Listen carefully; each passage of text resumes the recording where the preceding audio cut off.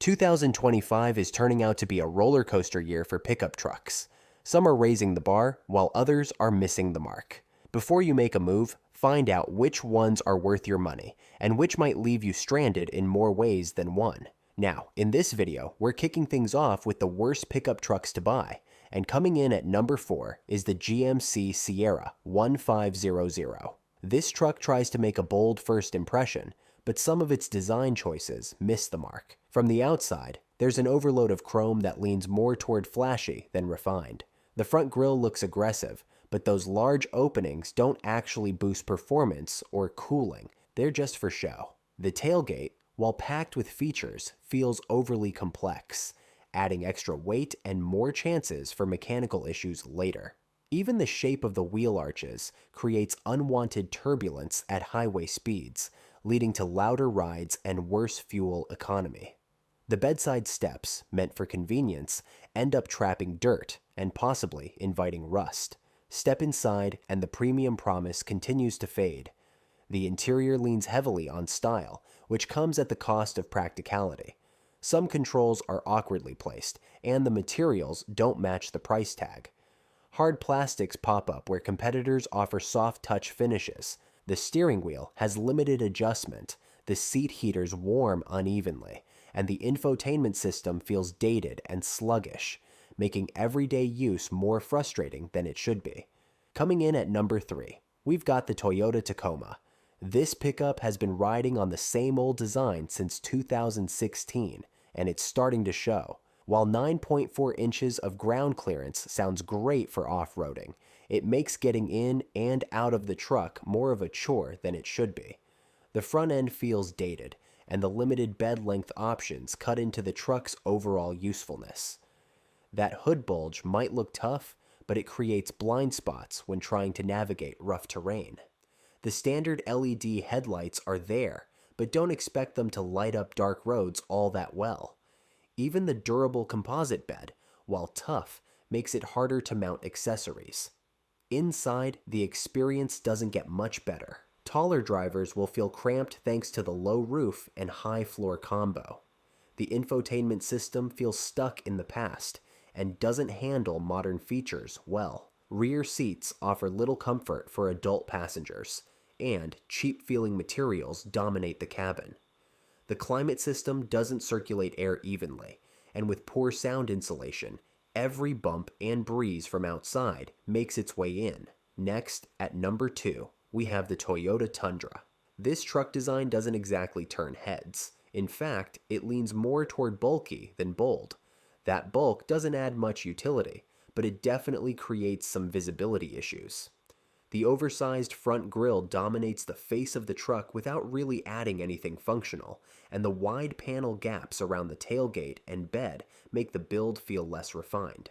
Side steps are oddly positioned, hurting ground clearance and not making entry any easier. To make things worse, the bed sits high off the ground, turning simple loading tasks into a hassle. Inside, the Tundra struggles to justify its price tag. The material quality falls short when compared to rivals, and the layout feels more frustrating than functional. The center console wastes space, the cup holders are awkwardly placed, and the steering wheel controls require too much attention to use safely. In the back, the flat rear seat cushions don't offer much comfort for long drives, and even premium trims have a cheap-looking headliner. The HVAC controls? They're more complicated than they should be, turning a basic function into an annoying process. Before we keep it moving, can I ask a quick favor? If you're feeling the content, go ahead and hit that like button and subscribe. Crazy thing is, over 98% of you watch without subscribing. It's free, and it helps us out big time. So, did you click the subscribe button? Great. Appreciate you. Now let's get back to it. Grabbing the top spot for the worst pickup, it's the Jeep Gladiator. This pickup truck tries to blend the spirit of a Wrangler with the utility of a pickup, but the result feels a bit off. Its long 218-inch wheelbase throws off the proportions and affects how it handles, especially in tight spots. While the removable panels are a fun idea, they come with trade-offs, lots of wind noise on the highway, and potential leak points. Step inside, and the struggles continue. The interior materials feel outdated, and the back seat is tight on legroom, especially for adults. The dashboard layout is cluttered, with controls placed in ways that don't make much sense. The touchscreen is slow, making simple tasks a pain. Taller drivers won't love the seating position, and with minimal steering wheel adjustment, getting comfortable is a challenge. Storage is just as disappointing, with small cubbies that barely fit everyday items. Alright, now that we've broken down the worst pickup trucks you could get in 2025, let's flip the script and talk about the best ones worth your money this year. To begin with, at number 5 we have Honda Ridgeline. This pickup doesn't follow the typical truck playbook. Instead, it borrows more from car design, which means better aerodynamics and a sleeker overall look. The bed and body are built as one, creating smooth lines that aren't just nice to look at. They also help with fuel efficiency. But where Honda really pulls ahead is inside the cabin.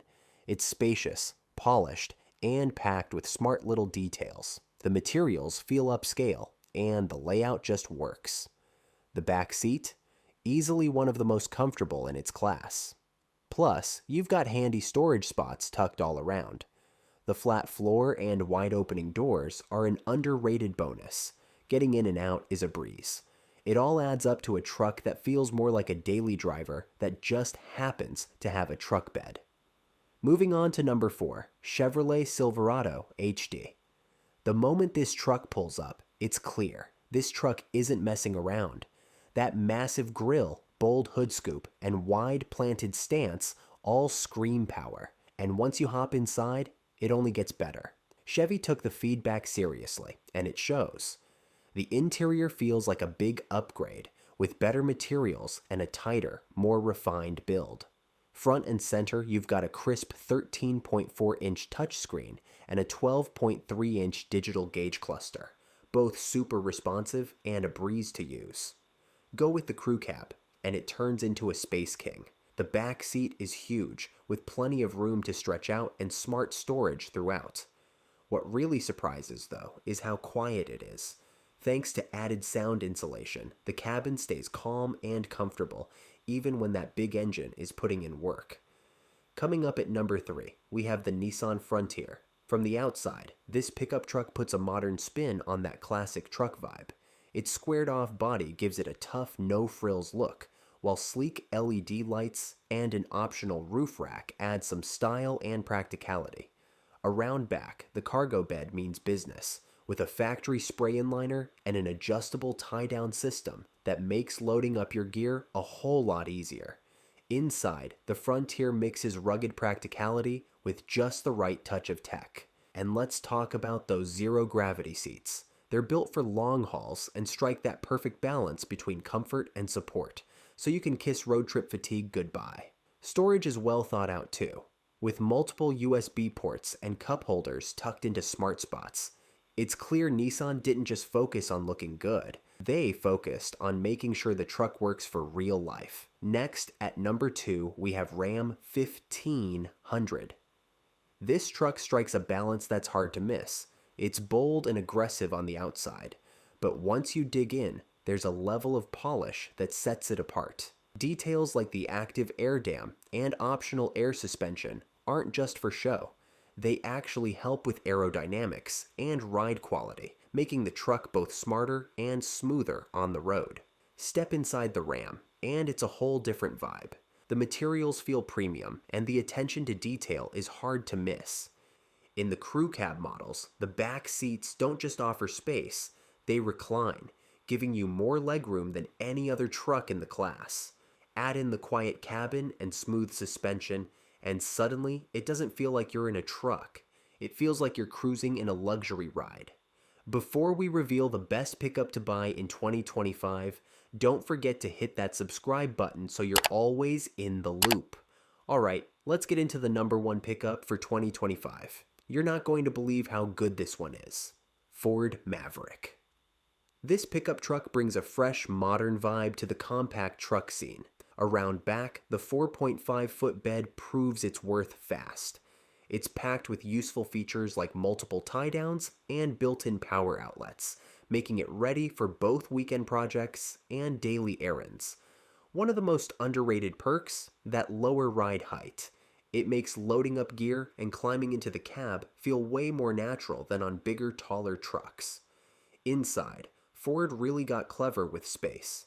There are smart storage spots tucked all over, making the most of the Maverick's compact size. The materials are tough, and little touches, like built-in phone holders, prove Ford wasn't just going for style. They designed this thing to actually work with your everyday life. Thank you for watching. If you enjoyed it, please like, subscribe, comment, and turn on post notifications to stay updated with our latest content.